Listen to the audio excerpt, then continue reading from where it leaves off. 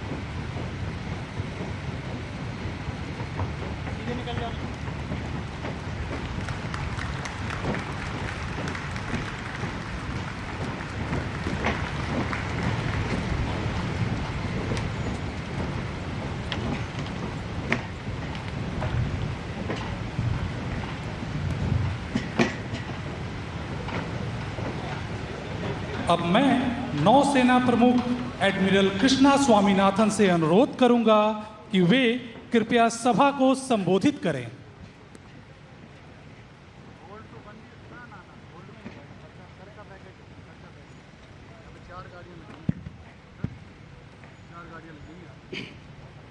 भारत के माननीय प्रधानमंत्री श्री नरेंद्र मोदी जी, पश्चिम बंगाल के माननीय राज्यपाल श्री RN रवि जी, पश्चिम बंगाल के माननीय मुख्यमंत्री Shri Suvendu Adhikari ji, flag officer commanding in chief eastern naval command vice admiral Sanjay Bhalla, Paschim Bengal के मुख्य सचिव, रक्षा मंत्रालय के वरिष्ठ अधिकारी, chairman and managing director garden reach shipyard and engineers, commanding officers Dunagiri, Sanshodhak एवं अग्रह, सम्मानित वेटरन्स, GRAC की कर्मचारी एवं कार्मिक गण, देवियों और सज्जनों, भारतीय नौसेना के लिए यह अत्यंत गर्व और सम्मान की बात है कि आज के इस ट्राई कमिश्निंग समारोह में जहां 3 फ्रंटलाइन प्लेटफॉर्म्स दूनागिरी, संशोधक और अग्रह नौसेना में शामिल हो रहे हैं, भारत के माननीय प्रधानमंत्री श्री नरेंद्र मोदी जी हमारे बीच उपस्थित हैं। सर, आज इस समारोह में आपका आना हमारे लिए बहुत ही सम्मान और गर्व की बात है और भारत के समुद्री विकास तथा उसकी बढ़ती शक्ति के प्रति आपके सहयोग और दूरदर्शिता का प्रमाण है। हम आपके बहुत आभारी हैं कि आप अपने व्यस्त कार्यक्रम में से कुछ समय निकालकर इस समारोह में मुख्य अतिथि के रूप में सम्मिलित हुए हैं। इस अवसर पर हमारे बीच पश्चिम बंगाल के माननीय राज्यपाल जी और माननीय मुख्यमंत्री जी भी उपस्थित हैं। ये हमें बहुत प्रेरणा देते हैं। मैं रक्षा मंत्रालय और पश्चिम बंगाल सरकार के वरिष्ठ अधिकारियों का हार्दिक आभार व्यक्त करता हूं, जिनके सहयोग और योगदान से यह 3 जहाज कल्पना से लेकर कमिश्निंग तक पहुंचे हैं। हमारे बीच उपस्थित वेटरन्स का विशेष रूप से धन्यवाद करता हूं, जिनमें से कई भूतपूर्व दूनागिरी और अग्रह पर सेवा कर चुके हैं। देश के सामुद्रिक सुरक्षा को साकार करने में GRAC एक लंबे समय से भारतीय नौसेना का विश्वसनीय साझेदार रहा है। आज इस ट्राई कमिश्निंग की उपलब्धि के अवसर पर मैं GRAC की समर्पित टीम को हार्दिक बधाई देता हूं। हमारे इंडस्ट्री पार्टनर्स और MSMEs को भी आभार व्यक्त करता हूं, जिनके सहयोग से यह सफलता प्राप्त हो चुकी है। Naval headquarters, command headquarters, worship overseeing teams और ट्रायल एजेंसीज भी बधाई के पात्र हैं, जो इन तीनों जहाज़ों के निर्माण में शुरू से ही मेहनत और लगन के साथ जुड़े रहे हैं। पिछले वर्ष मुंबई में माननीय प्रधानमंत्री जी द्वारा स्वतंत्र भारत की पहली ट्राई कमीशनिंग के केवल 17 महीनों बाद आज कोलकाता में यह दूसरी ट्राई कमीशनिंग इस बात को दर्शाती है कि भारत की वॉरशिप कंस्ट्रक्शन की क्षमता में आधुनिकता, आत्मनिर्भरता और आत्मविश्वास तीनों को नई गति मिल रही है। आपको बताते हुए मुझे बड़ी खुशी है कि इन तीनों प्रोजेक्ट्स ने कई नए कीर्तिमान भी स्थापित किए हैं। INS Dunagiri project 17 alpha frigate programme की 5वीं वॉरशिप है और लेटेस्ट कॉम्बैट कैपेबिलिटीज़ से लैस हैं। इसका निर्माण पिछले फ्रिगेट प्रोग्राम की तुलना में लगभग 33% कम समय में पूरा किया गया है। INS संशोधक संधाय क्लास के चौथी हाइड्रोग्राफिक वेसल है। आज विश्व हाइड्रोग्राफी दिवस के अवसर पर इसका कमीशन होना इस समारोह को और अधिक महत्वपूर्ण बनाता है। ये जहाज़ अपने हाइड्रोग्राफिक इक्विपमेंट से भारत के पार्टनर नेशंस की सामुद्रिक अर्थव्यवस्था तथा ब्लू इकोनॉमी को सहयोग प्रदान करते हुए माननीय प्रधानमंत्री जी के महासागर विजन को तेज़ी से आगे बढ़ाने की कोशिश करेगी। INS अग्रे अर्नाला क्लास की चौथी ASW शैलो वाटरक्राफ्ट है। यह प्रोजेक्ट पब्लिक प्राइवेट पार्टनरशिप का एक अच्छा उदाहरण है।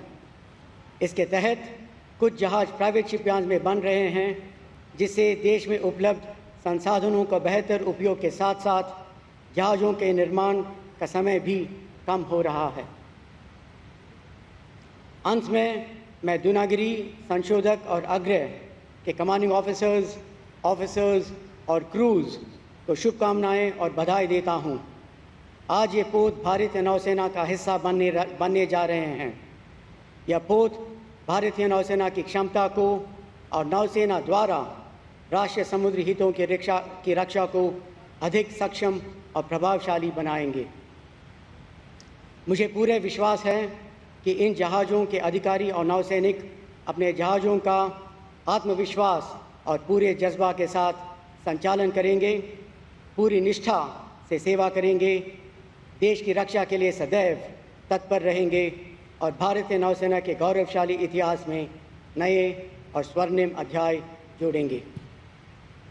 इन शब्दों के साथ मैं एक बार फिर भारतीय नौसेना के हर एक अधिकारी और नौसैनिक की ओर से हमारे माननीय प्रधानमंत्री श्री नरेंद्र मोदी जी का तहे दिल से आभार प्रकट करता हूं।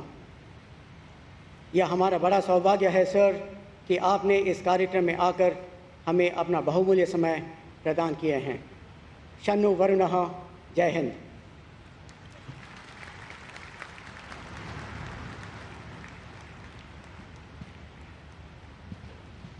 Now, the commanding officers designate of the 3 ships will read out the commissioning warrant. Captain Divya आलोक, विशिष्ट सेवा मेडल, नामित कमान अधिकारी Dunagiri.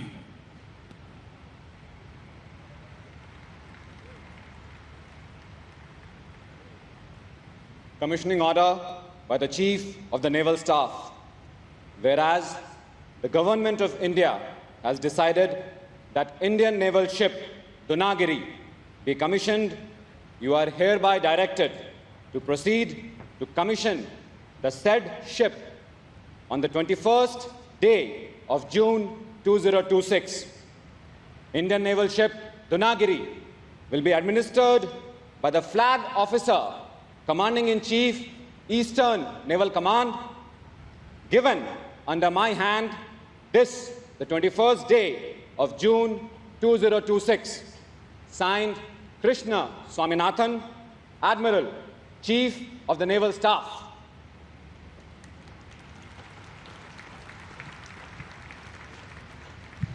Captain Kuldeep Singh, Commanding Officer Designate, Sanshodhak. Commissioning order by the Chief of Naval Staff. Whereas the Government of India has decided that Indian naval ship Sanshodhak be commissioned, you are hereby directed to proceed to commission the said ship on the 21st day of June 2026. Indian naval ship Sanshodhak will be administered by the Flag Officer Commanding-in-Chief, Southern Naval Command. Given under my hand this, the 21st day of June 2026. Signed, Krishna Swaminathan, Admiral, Chief of the Naval Staff. Commander Sunil Malhotra, नामित कमान अधिकारी Agray.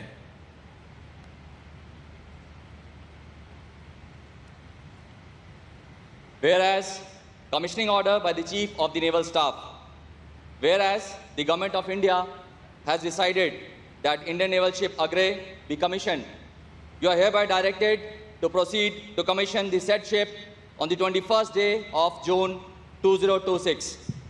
Indian naval ship Agre will be administered by the Flag Officer Commanding-in-Chief, Eastern Naval Command. Given under my hand this 21st day of June 2026. Signed, Krishna Swaminathan, Admiral, Chief of the Naval Staff.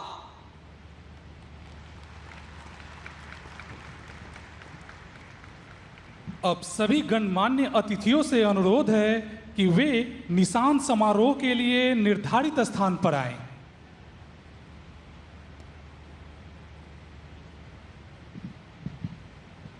आप सभी से अनुरोध है कि कृपया खड़े हो जाएं और निशान समारोह के लिए जहाज की ओर मुख करें।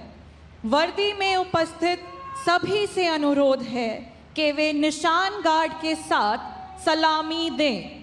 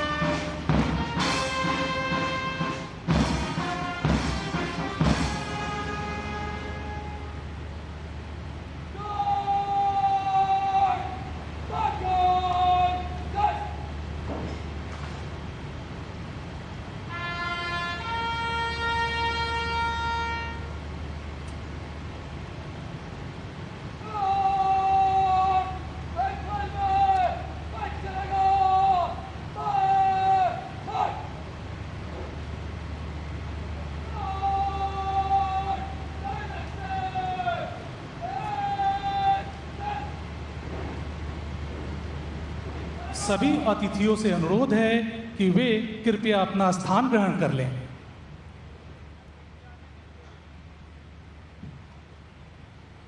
देवियों और सज्जनों, माननीय प्रधानमंत्री जी अब जहाजों की संयुक्त पट्टिका का अनावरण करेंगे।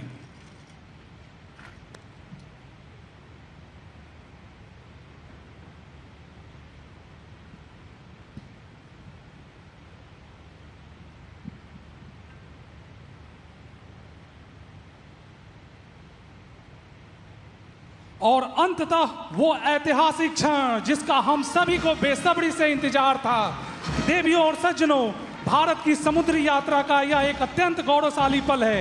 भारतीय नौसेना के 3 महाबली युद्धपोत आपके समक्ष प्रस्तुत हैं। स्वागत कीजिए आईएनएस दूनागिरी, आईएनएस संशोधक, आईएनएस अग्रय।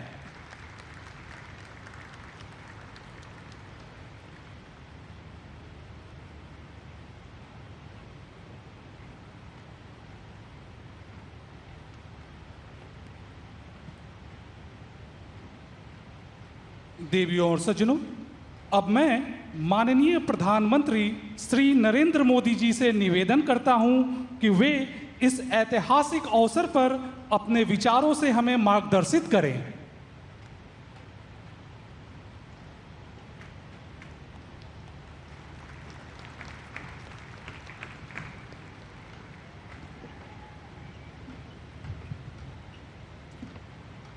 पश्चिम बंगाल के राज्यपाल आर.एन. रवि जी, यहाँ के ऊर्जावान मुख्यमंत्री Suvendu Adhikari ji, chief of naval staff Krishna Swaminathan ji, उपस्थित देवी और सज्जनों, आज का दिन कई मायनों में विशेष है। आज पूरी दुनिया अंतर्राष्ट्रीय योग दिवस मना रही है। मुझे प्रसन्नता है कि इसी अवसर पर मुझे बंगाल की इस महान भूमि पर आने का अवसर मिला। यह वह भूमि है जिसने भारत के विचारों को नई दिशा दी है, जिसने भारत के पुनर्जागरण को गति दी है और जिसने सदियों तक भारत को समुद्र के रास्ते से दुनिया से जोड़ा है। आज इसी धरती पर आत्मनिर्भर भारत, सुरक्षित भारत और विकसित भारत से जुड़ा एक महत्वपूर्ण कार्यक्रम हो रहा है।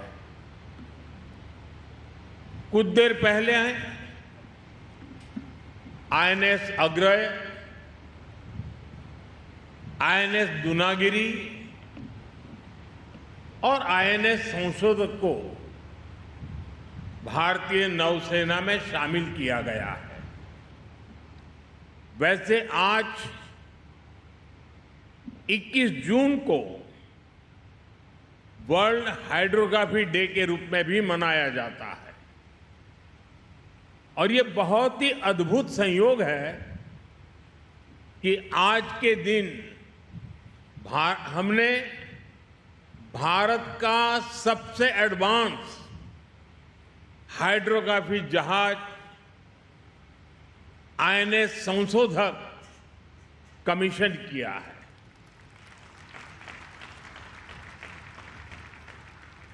मैं भारतीय नौसेना को इन परियोजनाओं से जुड़े सभी वैज्ञानिकों को, इंजीनियरों को, श्रमिकों को और मेरे प्यारे देशवासियों को बहुत बहुत शुभकामनाएं देता हूं, बहुत बहुत बधाई देता हूं। साथियों, दुनिया गवाह है कि मैरीटाइम क्षमता के बिना कोई भी राष्ट्र बड़ी शक्ति नहीं बन सकता। समुद्र से विकास जुड़ा है, सुरक्षा जुड़ी है, समृद्धि जुड़ी है। आज दुनिया का अधिकांश व्यापार समुद्री मार्गों से ही होता है। दुनिया को जोड़ने वाले डेटा के विशाल नेटवर्क समुद्र के नीचे से गुजरते हैं। आने वाले समय में critical minerals, deep sea resources और नई ऊर्जा के स्रोत भी समुद्र से ही जुड़ेंगे। इसलिए जिस देश का समुद्री सामर्थ्य मजबूत होगा, उसका आर्थिक और रणनीतिक प्रभाव भी उतना ही मजबूत होगा। और भारत इस वास्तविकता को अच्छी तरह से समझता है। भारत इसके लिए स्वयं को तैयार कर रहा है और आज का ये दिन इस बात का साक्षी है कि हमारी क्षमता क्या है, हमारा कौशल क्या है। साथियों, कुछ वर्ष पहले जब हमने आईएनएस विक्रांत को राष्ट्र को समर्पित किया गया था, तब भारत ने अपने समुद्री सामर्थ्य के नए अध्याय का उद्घोष किया था। विश्व भर के सामने हमारे सामर्थ्य का वो उद्घोष था।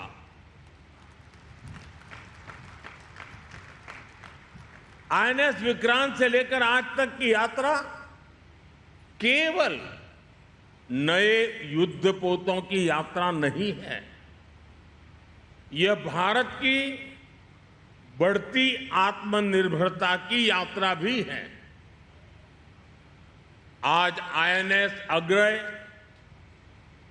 आईएनएस दुनागिरी और आईएनएस संशोधक उसी यात्रा को नई गति दे रहे हैं।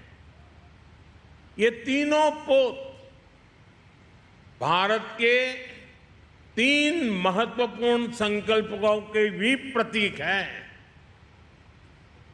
इनका निर्माण भारत में हुआ है, इनकी डिजाइन भारत में तैयार हुई है, इनके निर्माण में भारतीय उद्योगों की प्रतिभा लगी है, भारतीय इंजीनियरों का कौशल लगा है, भारतीय श्रमिकों का परिश्रम लगा है और यही नए भारत की सबसे बड़ी ताकत है। साथियों, आज भारत रक्षा क्षेत्र में केवल खरीदार बनकर नहीं रहना चाहता। हमारी सैन्य शक्ति दुनिया के लिए बाजार नहीं बन सकती। मेरी शक्ति की पहचान विश्व के बाजार बनने से नहीं है, मेरी शक्ति की सामर्थ्य की पहचान मेरी आत्मनिर्भरता पर है। भारत निर्माता बनना चाहता है और जिस दिन निर्माता होंगे ना, उस दिन हम निर्णायक भी होंगे। और इस दिशा में तेजी से आगे बढ़ रहा है। बीते वर्षों में 40 से अधिक मेड इन इंडिया युद्धपोत और पनडुब्बियां नौसेना में शामिल हुई है। यानी लगभग हर कुछ सप्ताह में भारतीय नौसेना को एक नई शक्ति मिली है। वर्तमान में भी 45 बड़े नौसैनिक प्लेटफॉर्म निर्माणाधीन है। यह केवल संख्या नहीं है, यह भारत की औद्योगिक क्षमता का प्रमाण है। यह भारत के भविष्य का संकेत है। साथियों, आने वाले वर्षों में भारत का मैरीटाइम सेक्टर लाखों नए रोजगार तैयार करने की क्षमता रखता है। यही कारण है कि हम मैरीटाइम सेक्टर को केवल एक सेक्टर, आइसोलेटेड सेक्टर नहीं मानते। हम इसे विकसित भारत के रोजगार इंजन के रूप में देखते हैं। एक आधुनिक जहाज में सैकड़ों टन स्टील लगता है,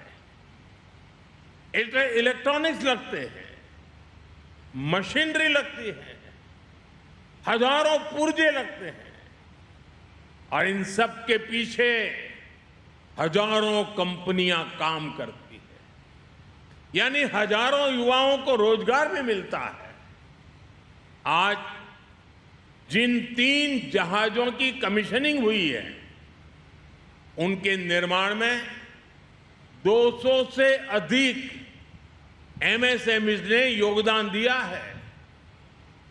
हम कल्पना कर सकते हैं कि कितनी बड़ी संख्या में इन 200 एमएसएमईज में, इन लघु उद्योगों में रोजगार पैदा हुआ होगा। साथियों, अब समय आ गया है कि भारत समुद्री शक्ति के अगले चरण में प्रवेश करे। इसलिए भारत ने शिप बिल्डिंग के क्षेत्र के लिए एक नई दृष्टि के साथ आगे बढ़ना शुरू किया है। हाल के वर्षों में अनेक पॉलिसी रिफॉर्म्स किए गए हैं। घरेलू निर्माण क्षमता बढ़ाने के लिए विशेष कदम उठाए गए हैं और ship building, ship repair, ship recycling तथा एमआरओ को एक बड़े राष्ट्रीय मिशन के रूप में देखा जा रहा है।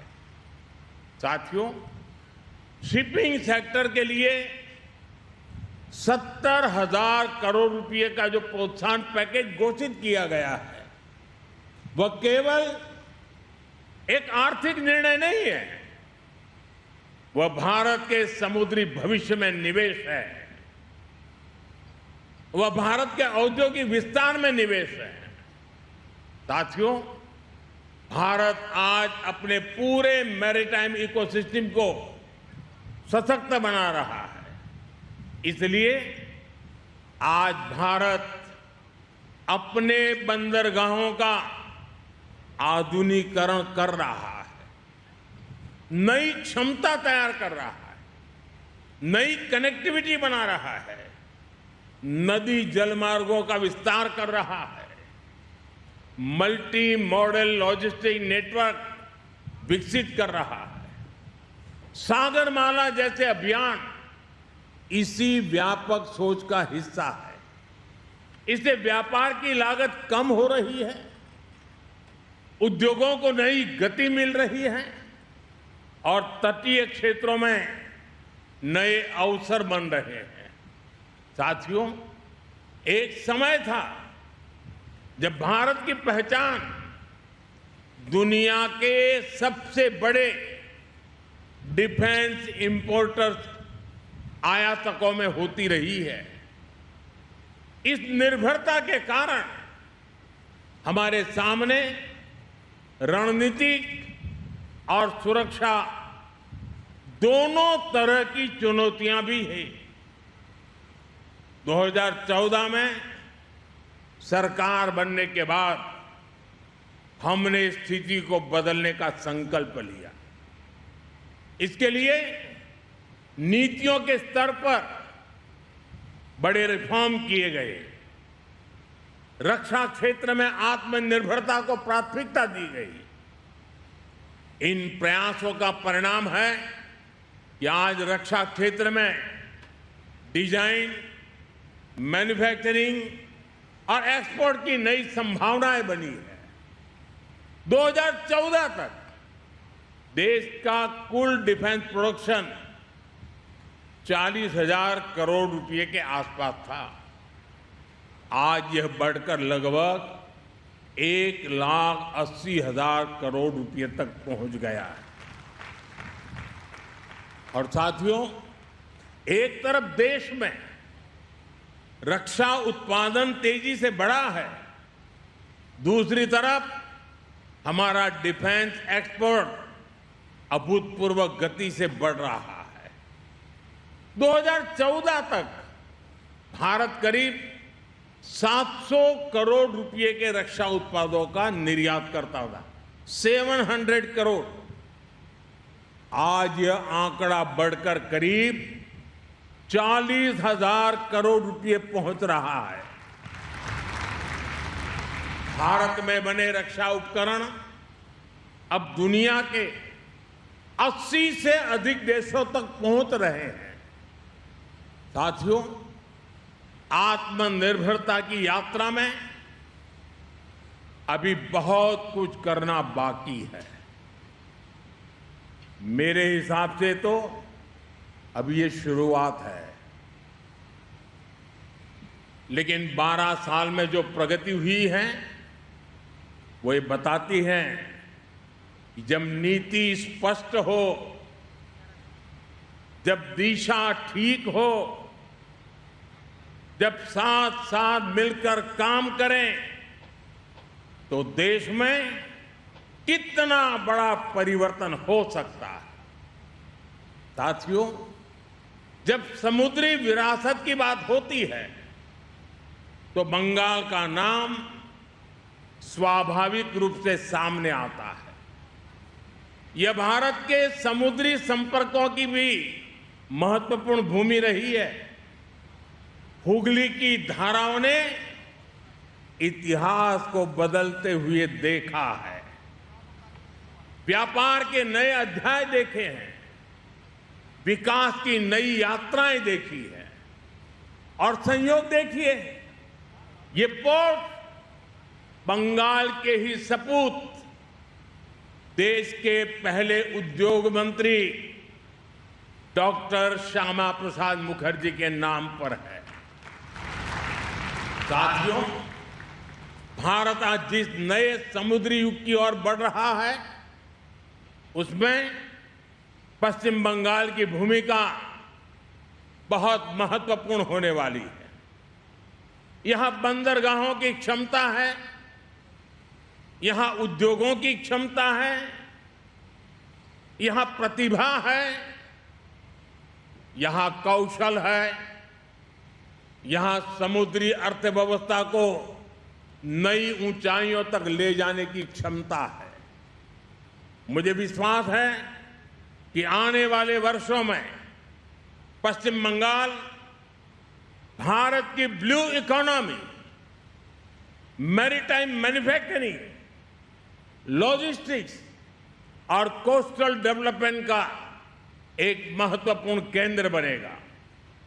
साथियों, भारत ने हमेशा से समुद्र को सहयोग का माध्यम माना है, लेकिन भारत ये भी जानता है कि शांति की रक्षा के लिए सामर्थ्य भी उतना ही आवश्यक है। समृद्धि की रक्षा के लिए सुरक्षा आवश्यक है और भविष्य के निर्माण के लिए आत्मनिर्भरता अनिवार्य है। आज आईएनएस अग्रय, आईएनएस दुनागिरी और आईएनएस संशोधक इसी भावना के प्रतीक बनकर भारतीय नौसेना में शामिल हुए हैं। ये उस भारत के प्रतीक है जो 21वीं सदी में अपने सामर्थ्य को पहचान रहा है, जो अपनी क्षमताओं पर विश्वास कर रहा है और जो दुनिया के सामने नए आत्मविश्वास के साथ तेज गति से, ऊर्जा से भरे हुए संकल्प के साथ निरंतर आगे बढ़ रहा है। साथियों, इस शुभ अवसर पर मैं नेवी के सभी साथियों को, देशवासी के सभी साथियों को अनेक अनेक शुभकामनाएं देता हूं। मैं एक बार फिर भारतीय नौसेना को सभी वैज्ञानिकों, इंजीनियरों, श्रमिकों और देशवासियों को हृदयपूर्वक बहुत बहुत बधाई देता हूं। धन्यवाद।